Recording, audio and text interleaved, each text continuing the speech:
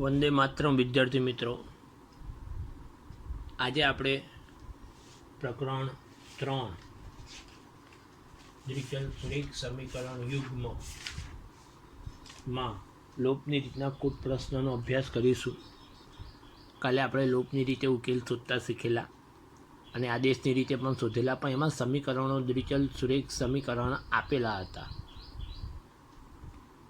હવે આપણે દ્વિચલ સુરેખ સમીકરણ યુગ્મ રકમમાં આપેલી વિગત પરથી જાતે બનાવીશું,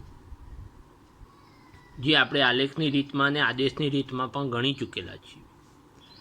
ચલો, દાખલા નંબર પ્રશ્ન 2, સ્વાધ્યાય 3.4. પ્રશ્ન 2 નો દાખલા નંબર 1.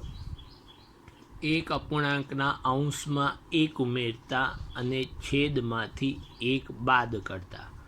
જો અંશમાં 1 ઉમેરવાનો અને છેદમાંથી 1 બાદ કરવાનો. અપૂર્ણાંકની કિંમત અતિ સંક્ષિપ્ત રૂપમાં 1 બને. એટલે અંશમાં 1 ઉમેરો અને છેદમાં 1 અંશમાં 1 ઉમેરો અને છેદમાંથી 1 બાદ કરો તો અપૂર્ણાંકનો જવાબ કેટલો થાય? 1 થાય. જો માત્ર છેદમાં જ 1 ઉમેરીએ તો અપૂર્ણાંકનું અતિ સંક્ષિપ્ત સ્વરૂપ 1/2 મળે. એટલે અંશ એનો એ રાખીએ અને છેદમાં 1 ઉમેરી દઈએ તો અપૂર્ણાંકનો જવાબ કેટલો થાય? 1/3 થાય. તો અપૂર્ણાંક શોધો. આવો દાખલો આદેશની રીતમાં આવી ગયેલો છે. અપૂર્ણાંક એટલે અંશ છેદવાળી સંખ્યા. તો ધારો કે માંગેલા અપૂર્ણાંકનો અંશ x અને છેદ y. હવે પહેલી શરત આપણને શું કીધી છે? અંશમાં 1 ઉમેરતા અને છેદમાંથી 1 બાદ કરતા. હવે અપૂર્ણાંકના અંશમાં 1 ઉમેરતા અંશમાં 1 ઉમેરતા અને છેદમાંથી 1 બાદ કરતા. હવે અંશમાં 1 ઉમેરો એટલે નવો અંશ થાય. આપણે જે અંશ ધાર્યો એ મૂળ અપૂર્ણાંકનો અંશ અને છેદ છે. હવે અંશમાંથી ઉમેરો, બાદ કરો, ગુણો કે ભાગો એટલે અંશ બદલાઈ જાય. અંશમાં 1 ઉમેરતા તો નવો અંશ મૂળ અંશમાં 1 ઉમેરી દો, x + 1, અને છેદમાંથી 1 બાદ કરતા તો નવો છેદ મૂળ છેદમાંથી 1 બાદ કરી દો, y - 1. તો નવો અંશ x + 1, નવો છેદ y - 1. તો નવા અપૂર્ણાંકનું અતિ સંક્ષિપ્ત રૂપ કયું હતું? 1 હતું. આપણને કીધું છે રકમમાં. અંશમાં 1 ઉમેરતા અને છેદમાંથી 1 બાદ કરતા અપૂર્ણાંકનું અતિ સંક્ષિપ્ત રૂપ 1 બને. એટલે નવો અપૂર્ણાંકની કિંમત 1 કહેવાય. નવો અપૂર્ણાંક તો નવો અંશ ભાગ્યા નવો છેદ બરાબર 1. નવો અંશ x + 1, નવો છેદ y - 1 બરાબર 1. y - 1 છેદમાં જે પેલી બાજુ લઈ જાઓ તો ગુણાકાર. x + 1 બરાબર y - 1. વાયને જમણી બાજુથી ડાબી બાજુ લાવો, +1 ને ડાબી બાજુથી જમણી બાજુ લઈ આવો. y ધન છે, જમણી બાજુથી ડાબી બાજુ હોય તો ઋણ. 1 ધન છે, ડાબી બાજુથી જમણી બાજુ જાય તો ઋણ. એટલે ડાબી બાજુ x - y ને જમણી બાજુ -1 એટલે x - y બરાબર -2. પહેલું સમીકરણ બની ગયું. હવે બીજું સમીકરણ બનાવવા માટે બીજી શરત આપેલી જ છે. જો માત્ર છેદમાં 1 ઉમેરવામાં, એટલે અંશ એનો એ જ, છેદમાં 1 ઉમેરવાનો. હવે માત્ર છેદમાં 1 ઉમેરતા નવો છેદ તો મૂળ છેદ y હતો. આપણે ધારેલો છેદ y. છેદમાં 1 ઉમેરો તો નવો છેદ y + 1. નવા અપૂર્ણાંકનું અતિ સંક્ષિપ્ત રૂપ 1/2. હવે અંશ તો એનો એ જ, મૂળ અંશ જે છે તે જ. હવે મૂળ અંશ છે તે જ x, અને છેદ બદલાઈ જશે, નવો છેદ y + 1. અને અપૂર્ણાંકની કિંમત કેટલી? 1/2. હવે અહીંયા ચોકડી ગુણાકાર કરવો પડે. x નો 2 સાથે એટલે 2 × x, y + 1 નો 1 સાથે એટલે 1 y + 1. 2 × x 2x બરાબર y + 1. y ડાબી બાજુ લાવો એટલે 2x - y બરાબર 1. 1 અને 2 નો લોપ કરવાનો. લોપ કરવા માટે પહેલાં જોવાનું સહગુણક. પરિણામ 2 કયું છે? 2x - y બરાબર 1. પરિણામ 1 કયું છે? x - y બરાબર 2. અને આ કયું છે?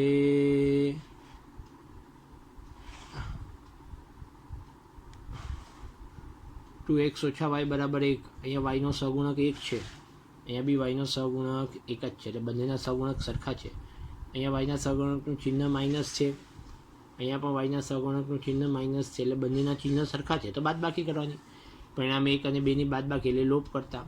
ડાબી બાજુની બાદબાકી, જમણી બાજુની બાદબાકી, પરિણામ 1ની ડાબી બાજુ x ઓછા y પહેલા કાઉન્સમાં, પરિણામ 2ની ડાબી બાજુ 2x ઓછા y બીજા કાઉન્સમાં, 2ની વચ્ચે માઇનસ, પરિણામ 1ની જમણી બાજુ -2 ઓછા પરિણામ 1ની જમણી બાજુ 1 એટલે -2 -1 કાઉન્સ છોડી નાખીએ, y ઉડી જાય, x - 2x - x બરાબર જમણી બાજુ -3 એટલે x બરાબર 3, x બરાબર 3 પરિણામ 1માં મૂકો તો y બરાબર કેટલા આવે 5.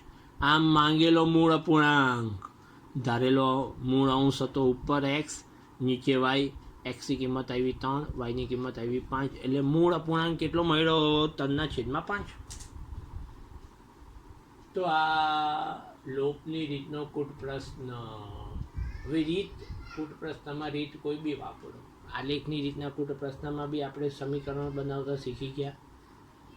આદેશની રીતના કૂટ પ્રશ્નમાં પણ સમીકરણ બનાવતા શીખી ગયા. સમીકરણ બનાવ્યા પછી રીત તો તમે કોઈ બી વાપરી શકો. લોપની કીધી હોય તો લોપની વાપરો, આદેશની કીધી હોય તો આદેશની વાપરો, આલેખની કીધી હોય તો આલેખની વાપરો. અને ખાલી એવું જ કીધું હોય કે ઉકેલ શોધો, રીત કઈ વાપરો એવું ન કીધું હોય તો આપણે આપણી ઈચ્છા મુજબની રીતે ઉકેલ શોધી શકીએ છીએ. આદેશની રીતે શોધો તો આદેશની રીતે, લોપની રીતે શોધો તો લોપની રીતે, આલેખની રીતે શોધો તો આલેખની રીતે. અને હજી એક રીત બાકી છે, ચોકડી ગુણાકારની રીત. આ બધી રીતમાંથી જે રીત તમને યોગ્ય લાગે એ રીતે તમે ઉકેલ શોધી શકો, જો રકમમાં રીતનો ઉલ્લેખ ન કરેલો હોય તો. દાખલા નંબર 2, 5 વર્ષ પહેલા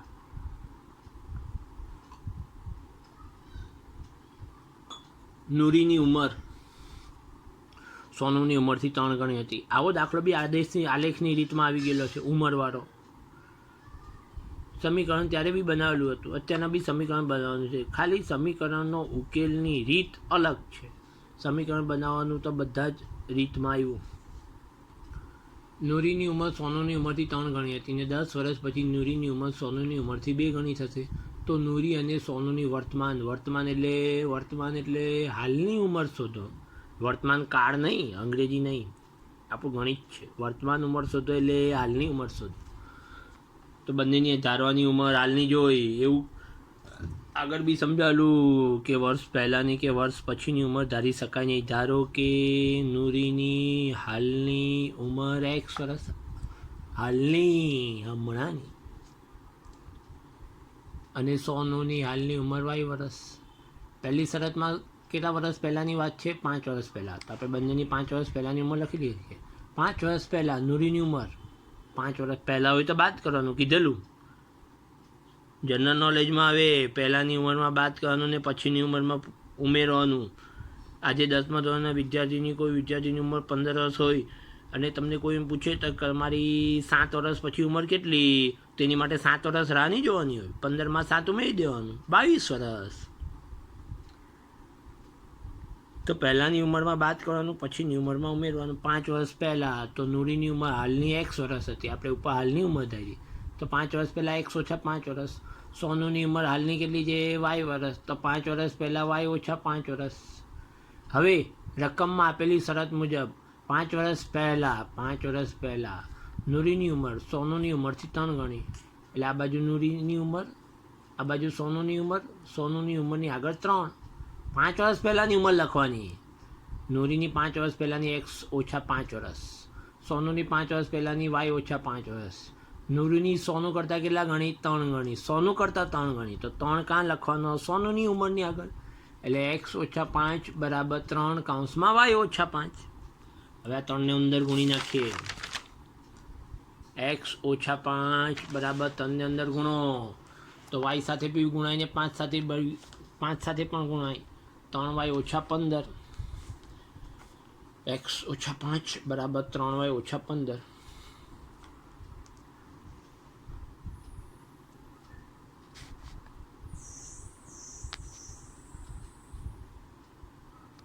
-3y જમણી બાજુથી ડાબી બાજુ લાવો, -3y ઓછા 5 ડાબી બાજુથી જમણી બાજુ લઈ જાઓ, +5.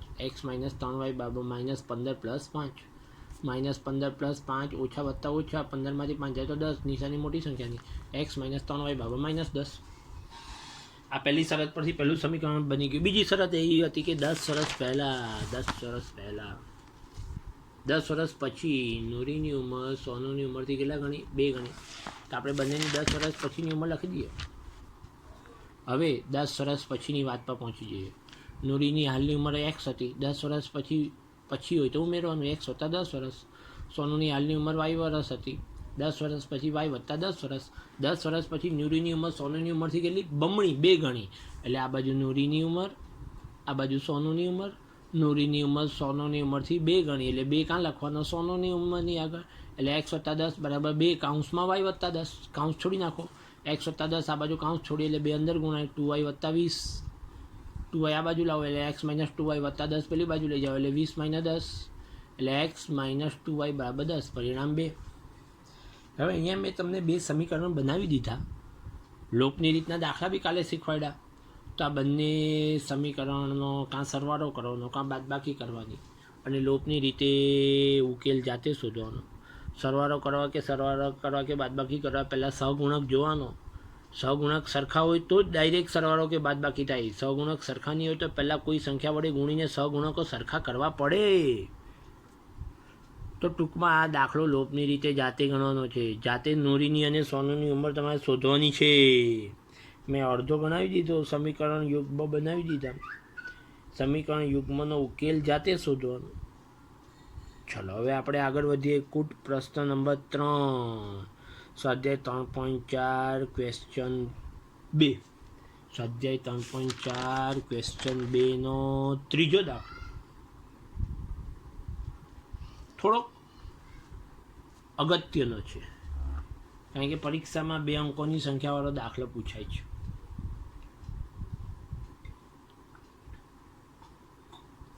પરીક્ષા માટે અગત્યનો. કેમ અગત્યનો? તો આપણે દાખલો ગણીએ એટલે જોતા જોઈએ. 2 અંકોની સંખ્યાના અંકોનો સરવાળો 9.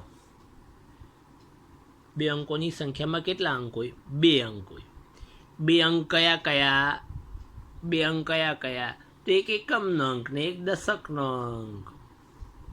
3 અંકોની સંખ્યામાં 3 અંક કયા કયા? તો એકમનો, દશકનો ને 100નો અંક. તો 2 અંકોની સંખ્યાના 2 અંક કયા? તો એકમનો અંક અને દશકનો અંક. અંકોનો સરવાળો કેટલો આપેલો છે? 9. એટલે કે એકમનો અંક અને દશકનો અંકનો સરવાળો 9. વળી અહીંયાથી પછી અગત્યનું, વળી સંખ્યાના 9 ગણા કરતાં મળતી સંખ્યા એ અંકોની અદલાબદલી કરતાં મળતી સંખ્યા કરતાં 2 ગણી હશે. એટલે મૂળ સંખ્યાના 9 ગણા કરવાના, અંકોની અદલાબદલી કરતાં મળતી સંખ્યાના 2 ગણા કરવાના. તો એ બંને સરખા. મૂળ સંખ્યાના 9 ગણા અને અંકોની અદલાબદલી કરતાં મળતી સંખ્યાના 2 ગણા, બંને સરખા. એટલે કે 9 ગુણ્યા મૂળ સંખ્યા બરાબર 2 ગુણ્યા નવી સંખ્યા. તો મૂળ સંખ્યા શોધો. હવે આ દાખલો કેમ અગત્યનો આપણે ગણતા સમજીએ. ચલો, અહીંયા આપણને પહેલી શરત આપેલી છે કે અંકોનો સરવાળો 9 છે. તો મેં 2 અંકોની મૂળ સંખ્યાના અંકો ધારી લઉં. દશકનો અંક x, એકમનો અંક y. હવે તમે એકમનો અંક x ને દશકનો અંક y ધારો તો પણ ચાલે. બરાબર, કોઈ બી અંક ધારી શકો. ચલો, મેં દશકનો અંક x ધાર્યો, એકમનો અંક y ધાર્યો. 2 અંકોની મૂળ સંખ્યાના અંકો ધારી લીધા પછી સૌથી મહત્ત્વનો મુદ્દો એ કે 2 અંકોની મૂળ સંખ્યા શોધવાનું સૂત્ર લખવું. એ સૂત્ર આવડવું જોઈએ. 8મા ધોરણમાં આવતું હતું, 10મા ધોરણમાં એવું નહીં આવે કે 8મા ધોરણમાં આ સૂત્ર આવતું હતું. એ તમારે લખવાનું છે, એ યાદ રાખવું પડે. 2 અંકોની મૂળ સંખ્યા શોધવાનું સૂત્ર લખો તો જ દાખલો આગળ થાય, નહીં તો તમારો દાખલો ખોટો.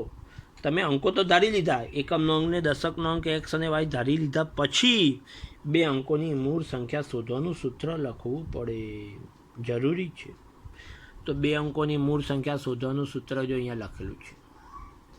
2 અંકોની મૂળ સંખ્યા શોધવાનું સૂત્ર 10 ગુણ્યા દશકનો અંક કાઉન્સમાં વત્તા એકમનો અંક.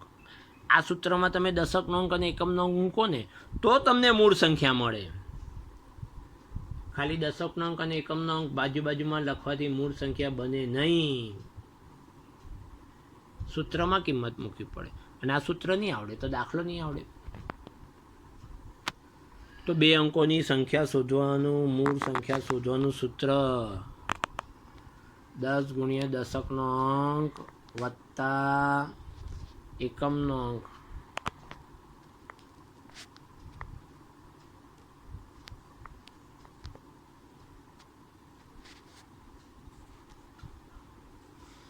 ચલો હવે આપણે દશકનો અંક કેટલો ધારેલો એક્સ, એકમનો અંક કેટલો ધારેલો વાય, એ આમાં કિંમત મૂકી દઈએ એટલે માંગેલી બે અંકોની મૂળ સંખ્યા 10 ગુણ્યા દશકનો અંક એક્સ, 10 ગુણ્યા એક્સ એટલે 10x વત્તા એકમનો અંક વાય એટલે 10x વત્તા વાય, આ બે અંકોની મૂળ સંખ્યા થાય. આ બે અંકોની મૂળ સંખ્યા થાય. આની લખો તો દાખલોના કોઈ માર્ક નહીં. અહીંયાથી દાખલો આગળ ચેક કરવામાં નહીં આવે, કારણ કે તમે બે અંકોની મૂળ સંખ્યાનું સૂત્ર લખ્યું જ નથી. હવે આપણે આપણા પ્રથમ સમીકરણ પર આવી જઈએ. પ્રથમ શરત કે બે અંકોની સંખ્યાના અંકોનો સરવાળો 9 છે. બે અંકોની સંખ્યાના અંકોનો સરવાળો કેટલો છે? 9 છે. 9. તો બે અંકોની મૂળ સંખ્યા શોધવાનું સૂત્ર લખ્યું.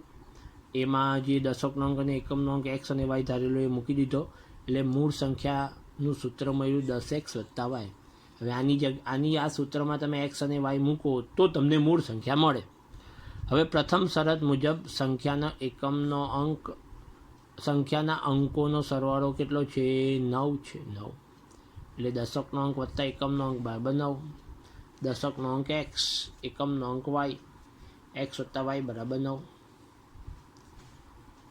હવે બીજી શરત છે કે સંખ્યાના 9 ગણા કરતાં, એટલે મૂળ સંખ્યા જે આપણી હતી એરી 10x વત્તા વાય, આના 9 ગણા અને અંકોની અદલાબદલી કરતાં મળતી સંખ્યાના 2 ગણા, બંને સરખા. મૂળ સંખ્યાના 9 ગણા કરતાં મળતી સંખ્યા એ અંકોની અદલાબદલી કરતાં મળતી સંખ્યા કરતાં 2 ગણી છે. એટલે મૂળ સંખ્યાના 9 ગણા બરાબર નવી સંખ્યાના 2 ગણા. નવી સંખ્યા કઈ રીતના મળે? અંકોની અદલાબદલી. તો હવે અંકોની અદલાબદલી કરતાં મળતી નવી સંખ્યા લખવાની. મૂળ સંખ્યાના અંકોની અદલાબદલી કરતાં મળતી નવી સંખ્યા નીચે મુજબ થાય. નવી સંખ્યા તો મૂળ સંખ્યાનું સૂત્ર કયું હતું? 10 ગુણ્યા દશકનો અંક વત્તા એકમનો અંક. એમાં દશક અને એકમનું સ્થાન બદલી નાખો એટલે અદલાબદલી થઈ ગઈ. એટલે કે 10 ગુણ્યા એકમનો અંક વત્તા દશકનો અંક, આ નવી સંખ્યા શોધવાનું સૂત્ર. એમાં એકમનો અંક અને દશકનો અંક મૂકી દો. એકમનો અંક આપણે કેટલો ધારેલો? વાય. દશકનો અંક કેટલો? એક્સ. એટલે નવી સંખ્યા કઈ થશે? 10y વત્તા એક્સ.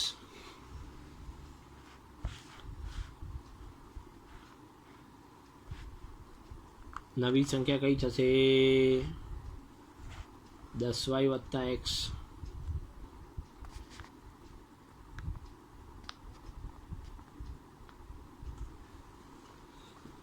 નવી સંખ્યા 10y વત્તા એક્સ. અંકોની અદલાબદલી કરી નાખી. 10 ગુણ્યા દશકનો અંક હતો એની જગ્યાએ એકમનો અંક લખ્યો, એકમના અંકની જગ્યાએ દશકનો અંક. એનો મતલબ તમે અંકોની અદલાબદલી કરી એટલે નવી સંખ્યા 10y વત્તા એક્સ થાય. મૂળ સંખ્યા 10x વત્તા વાય છે. હવે રકમમાં આપેલી શરત મુજબ રકમમાં શું શરત આપેલી છે જો? મૂળ સંખ્યાના 9 ગણા કરતાં મળતી સંખ્યા નવી સંખ્યા કરતાં 2 ગણી છે. એટલે 9 ગુણ્યા મૂળ સંખ્યા બરાબર 2 ગુણ્યા નવી સંખ્યા. મૂળ સંખ્યાના 9 ગણા એટલે 9 વડે ગુણો અને નવી સંખ્યાને 2 વડે ગુણો, બંને સરખા. કૂટ પ્રશ્નમાં એ જ મહત્વનું છે કે રકમ પરથી સમીકરણ યુગ્મ બનાવતા આવડવા જોઈએ. ઉકેલ તો તમે કોઈ બી રીતે શોધી કાઢી શકો છો. સમીકરણ જ બનાવતા નહીં આવડે તો એનો કોઈ મતલબ નથી. તો મૂળ સંખ્યાના 9 ગણા બરાબર નવી સંખ્યાના 2 ગણા. મૂળ સંખ્યા 10x વત્તા વાય, નવી સંખ્યા 10y વત્તા એક્સ. 10x વત્તા વાયની આગળ 9, 10y વત્તા એક્સની આગળ 2 ગુણી નાખો. 10 9 90x, 9 ગુણ્યા વાય 9y, 10 2 20y, 2 ગુણ્યા એક્સ 2x, 2x બધું ડાબી બાજુથી જમણી બાજુથી ડાબી બાજુ લઈ આવો. 90x માઇનસ 2x વત્તા 9y, 20y આ બાજુ એટલે minus 20y. 90x minus 2x 88x, 9y minus 20y minus 11y બરાબર 0. આ બેમાંથી 11 સામાન્ય નીકળે એટલે 8x માઇનસ y બરાબર 0. 11 અને કાઉન્સ વચ્ચે ગુણાકાર છે, પેલી બાજુ લઈ જાઓ તો 0 ભાગ્યા 11 એટલે 0 જ. એટલે 8x ઓછા વાય બરાબર 0 આપણું બીજું સમીકરણ. પહેલું સમીકરણ કયું હતું? x વત્તા વાય બરાબર 9. બીજું આવ્યું 8x ઓછા વાય બરાબર 0. અહીંયા વાયનો સહગુણક -1 છે અને અહીંયા પણ વાયનો સહગુણક 1 જ છે અને બંનેના ચિહ્ન અલગ અલગ છે. જો સહગુણક સરખા હોય ને ચિહ્ન અલગ અલગ હોય તો સરવાળો કરવાનો, સહગુણક સરખા હોય ને ચિહ્ન બી સરખા હોય તો બાદબાકી કરવાનું.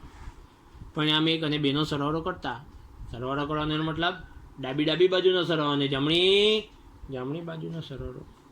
પરિણામ 1ની ડાબી બાજુ x + y, પરિણામ 2ની ડાબી બાજુ 8x - y બંનેનો સરવાળો. પરિણામ 1ની ડાબી બાજુ 9, પરિણામ 1ની જમણી બાજુ 9, પરિણામ 2ની જમણી બાજુ 0, 9 + 0. કાઉન્સ છોડી નાખો તો x + y વત્તા 8x ઓછા y બરાબર 9 + 0 9. y ઉડી જાય, 9x વત્તા x વત્તા 8x 9x બરાબર 9. 9 પેલી બાજુ જાય, x બરાબર 9 / 9, 9 ઉડી જાય એટલે x બરાબર 1. પરિણામ 1માં મૂકો x + y બરાબર 9, પરિણામ 1 છે, xની જગ્યાએ 1 મૂકો, 1 વત્તા y બરાબર 9, 1 પેલી બાજુ લઈ જાવ એટલે y બરાબર 9 ઓછા 1 y બરાબર 8. x અને y મળ્યું. હજી દાખલો બાકી છે. મૂળ સંખ્યા શોધવાની છે તો મૂળ સંખ્યાનું સૂત્ર કઈ ગયું? x બરાબર 1. માંગેલી 2 અંકોની મૂળ સંખ્યા કઈ હતી? આપણે સૂત્રમાં કિંમત મૂકેલી તો 10x વત્તા y. આ બાજુ આવી રહી માંગેલી મૂળ સંખ્યા 10x વત્તા y. હજી આમાં x અને yની કિંમત મૂકશો ત્યારે તમને મૂળ સંખ્યા મળશે.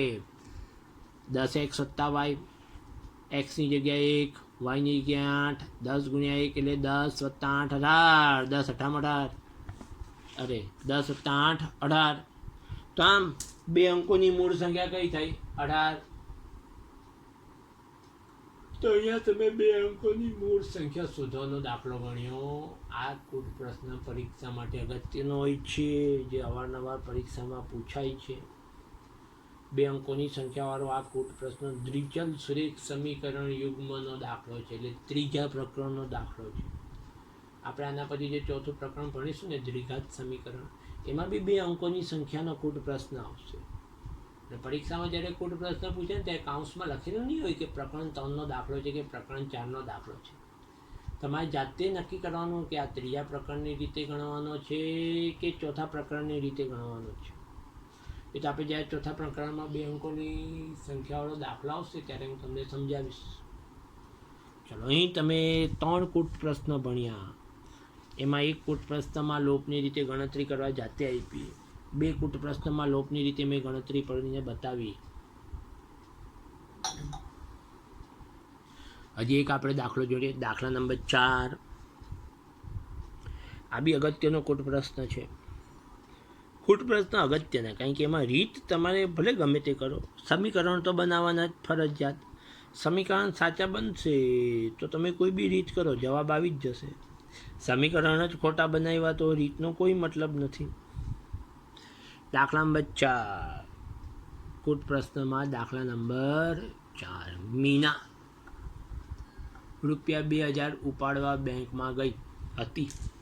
એનો મતલબ મીનાને ₹2000 બેંકમાંથી લેવા છે. તેણે કેશિયરને કહ્યું હતું કે મને એટલે કે મીનાને માત્ર 50 અને 100 રૂપિયાની નોટો જ જોઈ છે. ₹2000 આપો બરાબર, પણ 50 રૂપિયાની નોટો આપો કે 100ની આપો. હા, બધી 50ની આપો કે બધી 100ની આપો કે થોડી 50ની આપો થોડી 100ની આપો ચાલે. 200ની 500ની 1000ની એવી નોટો મીનાને જોઈતી નથી. 50 રૂપિયાની નોટો આપો ને 100 રૂપિયાની. એટલે બેંકનો કેશિયર શું કરશે? કાં બધી 50ની નોટ આપી દેશે, કાં બધી 100ની નોટ આપશે, કાં થોડીક 50ની ને થોડીક 100ની નોટ આપશે. મીનાને કેશિયરે કુલ 25 નોટો આપી. મીનાને કુલ 25 નોટો મળી. હવે 25 નોટોમાં 50ની બી છે, 100ની બી છે, કઈ બી છે આપણને નહીં ખબર. ટોટલ 50 રૂપિયાની નોટ અને 100 રૂપિયાની નોટોની સંખ્યા 25 નોટો થઈ. તો તેણે 50 રૂપિયાની અને 100 રૂપિયાની પ્રત્યેકની કેટલી નોટો મેળવી? એનો મતલબ કેશિયરે 50 રૂપિયાની કેટલી નોટો આપી અને 100 રૂપિયાની કેટલી નોટો આપી? કોને? મીનાને. એ આપણે શોધવાનું છે. કેશિયરે મીનાને 50 રૂપિયાની કેટલી નોટો આપી અને 100 રૂપિયાની કેટલી નોટો આપી એ નક્કી કરવાનું છે. અહીંયા આપણને એવું કીધું છે કે કેશિયરે ટોટલ 25 નોટ આપી અને 25 નોટને ગણીએ તો રૂપિયા કેટલા થાય? તો મીના જેટલા ઉપાડવા ગયેલી એટલા. મીના કેટલા ઉપાડવા ગયેલી? 2000. તો કેશિયર 2000 રૂપિયા જ આપવાનું, 5000 થોડી આપવાનું. તો કેશિયરે જે 50 રૂપિયા અને 100 રૂપિયાની નોટો આપી એના કિંમત, એની રકમ ટોટલ 2000 થાય. અને નોટો કેટલી થાય? તો નોટો 25 થાય. તો આપણે નોટ શોધવાની છે કે 50 રૂપિયાની કેટલી નોટ કેશિયરે આપી મીનાને ને 100 રૂપિયાની કેટલી નોટ આપી કેશિયરે મીનાને. ધારી લઈએ, ધારો કે મીનાને મળેલી 50 રૂપિયાની નોટની સંખ્યા એક્સ અને 100 રૂપિયાની નોટની સંખ્યા વાય. હવે રકમમાં આપેલી બીજી શરત મુજબ કુલ નોટો કેટલી આપી? 25. એટલે 50 રૂપિયાની નોટ વત્તા 100 રૂપિયાની નોટ બરાબર 25. એટલે એક્સ વત્તા વાય બરાબર 25. 50ની નોટોની સંખ્યા વત્તા 100 રૂપિયાની નોટોની સંખ્યા બરાબર કેટલી? 25. એટલે પહેલું સમીકરણ બની જ ગયું, એક્સ પ્લસ વાય બરાબર 25. બીજું સમીકરણ બનાવવાનું અગત્યનું છે, કારણ કે આ દાખલા પરીક્ષામાં અગત્યનું છે. હવે આપણે એક સમજૂતી મેળવીએ. 50 રૂપિયાની તમે બેંકમાં જાઓ અને બેંકવાળો તમને 50 રૂપિયાની 10 નોટ આપે. કેટલી નોટ આપે? 10. તો તમે બેંકમાંથી કેટલા રૂપિયા ઉપાડ્યા એવું ગણાય? 50 રૂપિયાની 10 નોટ બેંકના કેશિયરે તમને આપી, તો તમે બેંકમાંથી કેટલા રૂપિયા લીધા એવી ખબર પડે? કે ના ખબર પડે? 50 અને 10નો ગુણાકાર. 50 ગુણ્યા 10 કરો, 500 રૂપિયા તમે લીધા. તો અહીંયા મીનાને બેંકમાંથી 50 રૂપિયાની કેટલી નોટ મળી? એક્સ નોટ મળી. તો 50 રૂપિયાની નોટની કિંમત કેટલી થાય? તો 50 ગુણ્યા એક્સ, 50x રૂપિયા. અને 100 રૂપિયાની નોટ કેટલી આપી બેંકમાંથી મીનાને? 100 રૂપિયાની નોટ કેટલી મળી? આપણે ધારી વાય. તો 50 રૂપિયાની એક્સ નોટની કિંમત 50x રૂપિયા અને 100 રૂપિયાની વાય નોટોની કુલ કિંમત 100y રૂપિયા થાય. બરાબર. મીનાને બેંકમાંથી કુલ કેટલા રૂપિયા લીધા? 2000 રૂપિયા લીધા. તો 50 રૂપિયાની નોટોની કિંમત ને 100 રૂપિયાની નોટોની કુલ કિંમત કેટલી થશે? 2000. 50 રૂપિયાની નોટોની કિંમત કેટલી? 50x. 100 રૂપિયાની નોટોની કિંમત કેટલી? 100y. એટલે 50x પ્લસ 100y બરાબર 2000. આ બેમાંથી 50 સામાન્ય નીકળે એટલે x પ્લસ 2y બરાબર 2000. 50 અને કાઉન્સ વચ્ચે ગુણાકાર, પેલી બાજુ જાય તો ભાગાકાર. x પ્લસ 2y બરાબર 2000/50. 0 0 ઉડી જાય, 5 ચોક 20 અને 1 0 બીજો બાજુમાં, એટલે x પ્લસ 2y બરાબર 40. પહેલું સમીકરણ આપણું x પ્લસ y બરાબર 25. આ x પ્લસ 2y બરાબર 40. બંનેમાં xના સહગુણક સરખા છે. અહીંયા બી 1 છે, અહીંયા બી 1 છે, પણ બંને ધન છે. તો સહગુણક સરખા હોય ને બંને ધન હોય તો બાદ બાકી એટલે લોપ. પરિણામ 1 અને 2ની બાદ બાકી એટલે લોપ કરતા. પહેલાં કાઉન્સમાં પરિણામ 1નું ડાબી બાજુ માઇનસ પરિણામ 2ની ડાબી બાજુ બરાબર પરિણામ 1ની જમણી બાજુ માઇનસ પરિણામ 2ની જમણી બાજુ. કાઉન્સ તોડી નાખીએ તો x ઉડી જાય, y માઇનસ 2y એટલે માઇનસ y. અને આ બાજુ 25 માઇનસ 40 માઇનસ 15, માઇનસ માઇનસ નીકળી જાય એટલે y બરાબર 15. y બરાબર 15 પરિણામ 1માં મૂકું તો x બરાબર 10. આમ મીનાને મળેલી 50 રૂપિયાની નોટો 10 અને 100 રૂપિયાની નોટો 15. જો હવે 50 રૂપિયાની 10 નોટ એટલે 50 ગુણ્યા 10 500. 100 રૂપિયાની 15 નોટ એટલે 100 ગુણ્યા 15 1500. 1500 ને 500 2000 થઈ ગયા. તો વિદ્યાર્થી મિત્રો, આ નોટોવાળો દાખલો પરીક્ષા માટે અગત્યનો અને 2 અંકોની સંખ્યાવાળો દાખલો બી પરીક્ષા માટે અગત્યનો છે. કાલે હું લેસનમાં તમને આવા દાખલા જાતે ગણવા આપીશ. કાલે આપણે લેસનમાં 2 રીતના દાખલા ગણીશું. એક કૂટ પ્રશ્ન ગણીશું અને બીજું જેમાં સમીકરણો આપેલા હોય એવા દાખલા ગણીશું. અને ફક્ત લોપની રીતે જ ગણીશું, બીજી કોઈ રીતે ગણવાના નથી. તો વિદ્યાર્થી મિત્રો, આપણું આજનું ભણતર અહીં પૂર્ણ થાય છે. કાલે આપણે લોપની રીતના કૂટ પ્રશ્નોનો આગળ અભ્યાસ ચાલુ રાખીશું.